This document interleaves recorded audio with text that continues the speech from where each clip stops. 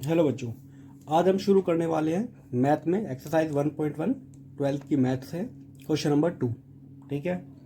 अब देखो बच्चों, क्वेश्चन में कहता है हमारे पास सेट आर है रियल नंबर का, मतलब आप जो भी एलिमेंट चूज करोगे रियल नंबर में से चूज कर सकते हो। ठीक है। और रिलेशन क्या है, ये दोनों आर अलग अलग है, ये रियल नंबर के लिए है और ये रिलेशन के लिए। दो एलिमेंट के बीच में क्या रिलेशन है, A less than equal to B square. ठीक है। इस रिलेशन को चेक करना है या हमको शो करके बताना है नाइदर रिफ्लेक्सिव नोर सिमेट्रिक नोर ट्रांजिटिव। ये रिलेशन इन तीनों में से कोई भी नहीं है, ये हमको चेक करके बताना है। ठीक है। ठीक है, सबसे पहले हम चेक करते हैं रिफ्लेक्सिव के लिए। देखो बच्चों, रिफ्लेक्सिव का एक ही होता है, बी को हटा के ए ही रख देना है। तो क्या ऐसा हो सकता है A less than equal to A square? क्या ये हर एक रियल नंबर पे ये ट्रू होता है? बहुत सारी जगह ये ट्रू हो सकता है। ठीक है। जब जैसे कि वन वन ले लेंगे, ठीक है, यहाँ भी वन आएगा, यहाँ पे भी वन आएगा। वन के लिए तो ये ट्रू हो सकता है, पर अगर हम कोई दूसरा नंबर ले फिर ये ट्रू नहीं होगा। ठीक है। इन दोनों कंडीशन में से या तो ये दोनों इक्वल हो सकते हैं या ये बिगर हो सकता है। ठीक है। पर अगर हम ले डेसिमल का नंबर, कोई फ्रैक्शन में नंबर ले, तब ये इन दोनों में से ये कंडीशन नहीं हो पाएगी। ठीक है। जैसे कि मान लेते हैं ए की वैल्यू में मान लेता हूँ 1/2, क्योंकि रियल नंबर में हम कुछ भी ले सकते हैं तो मैंने 1/2 माना। अगर मैं यहाँ पे 1/2 रखता हूँ, क्या 1/2 लेस देन इक्वल टू 1/4? 1/2 का स्क्वायर करेंगे तो 1/4। अब देखो, ये वाली वैल्यू ओवरऑल छोटी वैल्यू है और इसकी तरफ कोई ओपन साइन हो रहा है, तो इसका मतलब ये नहीं हो सकता। तो इसका मतलब जो है ए और A do not part of relation, तो नॉट रिफ्लेक्सिव। तो ये रिलेशन हमारा रिफ्लेक्सिव नहीं है। ठीक। सेकंड केस में आते हैं सिमेट्रिक के केस में। सिमेट्रिक के लिए हमको क्या करना होगा, ए और बी को इन्वर्स करके देखना होगा। ठीक है। ए की जगह बी, बी की जगह ए। तो क्या ऐसा हो सकता है कि b less than equal to A square? देखो बच्चों, मान लेते हैं अगर ये रिलेशन ट्रू है तो क्या इसका रिवर्स भी ट्रू होगा, ये हमको चेक करना है। जैसे कि मान लेते हैं कोई दो नंबर ले लेते हैं, ए और बी। समझाने के लिए मान लेता हूं मैं, ए इक्वल टू मैंने लिया है 2 और बी इक्वल टू लिया है 5। ठीक। अगर मैं इस कंडीशन में रखता हूं, जो पहला रिलेशन है मेरा, तो उसमें तो ये ट्रू हो जाता है। कैसे? 2 जो है less than equal to 5 square. ठीक है, ये ट्रू हो जाता है। पर अगर मैं 5 इधर और 2 इधर रखूँ तो क्या 5 less than equal to 2 square? 2 square कितना होगा? 4। तो इसका मतलब 5 लेस देन इक्वल टू 4 कैसा होता है? तो नहीं। तो इसका मतलब ये रिलेशन का पार्ट नहीं है, तो ये सिमेट्रिक रिलेशन नहीं है। तो ए और बी ये तो रिलेशन का पार्ट हो सकता है, पर बी ए ये दोनों साथ साथ नहीं हो सकते। ठीक है। इनमें से एक ही ट्रू हो सकता है। ठीक है। या तो ये ट्रू है या ये ट्रू है। ठीक है। तो या तो A less than equal to B square हो सकता है या दूसरा हो सकता है। ठीक है। इन दोनों में से एक ही ट्रू हो सकता है, तो ये हो जाएगा नॉट सिमेट्री। अब बात आते हैं थर्ड पे। थर्ड नंबर आते हैं ट्रांजिटिव के लिए। अगर A less than equal to B square, ठीक है, A less than equal to B square, मतलब कि ए और बी पार्ट ऑफ रिलेशन। ठीक है, यह रिलेशन में ट्रू होता है। उसी तरह मान लेते हैं b less than equal to C square. एक हमने तीसरा एलिमेंट सी लिया है, तो बी और सी भी रिलेशन के पार्ट है। तो हमको चेक करना है क्या ए और सी के बीच में भी ये रिलेशन होगा या नहीं। ठीक है। अब बहुत सारी चीज़ों पे ट्रू हो जाएगा, पर हमको वो नंबर निकालने हैं जिसपे ये ट्रू नहीं होता। ठीक है। होने को तो ये काफ़ी एलिमेंट पे ट्रू भी होगा, कुछ पे फॉल्स भी होगा। तो अगर ये कुछ पे फॉल्स होता है, एक पे भी फॉल्स हो रहा है, तो इसका मतलब ये ट्रांजिटिव नहीं है और हमको वही कैलकुलेट करना है। अब जैसे मान लेता हूँ मैं ए की जगह मान लेता हूँ 2, बी की जगह मान लेता हूँ मैं -2 और सी की जगह मान लेता हूँ -1, ठीक है।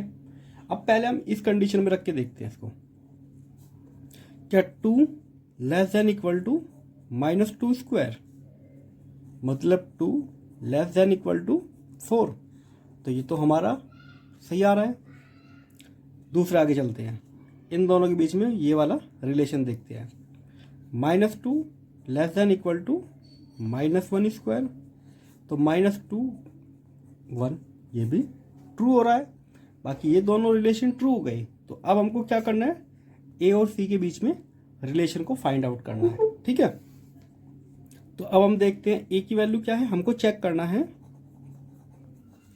A less than equal to C square होता है या नहीं। तो ए की वैल्यू क्या थी हमारी 2, क्या 2 less than equal to -1 square, तो क्या 2 लेस देन इक्वल टू 1 है, तो ये नहीं होता, ठीक। तो इसका मतलब ये ए और बी के बीच में रिलेशन चलो मान लेते हैं ट्रू है, बी और सी के बीच में है, पर ए और सी के बीच में रिलेशन नहीं आ रहा है, तो ये नॉट ट्रांजिटिव, ठीक है।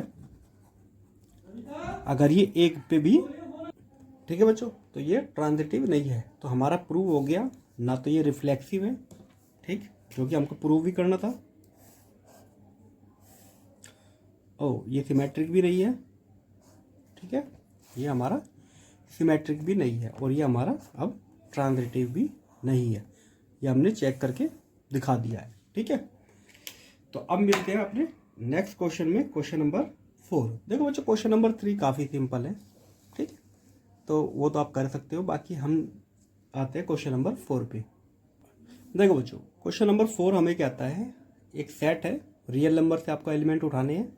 रिलेशन क्या कहते हैं, दो एलिमेंट के बीच में A less than equal to B. इसका मतलब ए या तो बी से छोटा होगा या बी के इक्वल हो सकता है, और हमको शो करके बताना है ये रिलेशन रिफ्लेक्सिव और ट्रांजिटिव तो है पर सिमेट्रिक नहीं है, ठीक है। हम चेक कर लेते हैं। सबसे पहले हम रिफ्लेक्सिव के लिए चेक करने का तरीका क्या होता है, यहाँ पे ए रख लेते हैं, ठीक है।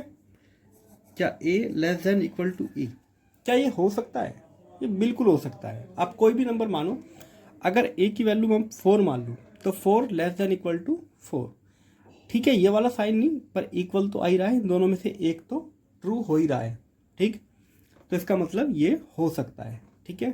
4 या तो 4 के बराबर होगा, 4 से छोटा तो नहीं हो सकता, तो ये सिंबल तो आ ही रहा है, दोनों में से एक चीज़ एक बार में ट्रू हो रही है, तो इसका मतलब ए और ए ये रिलेशन का पार्ट हो सकता है।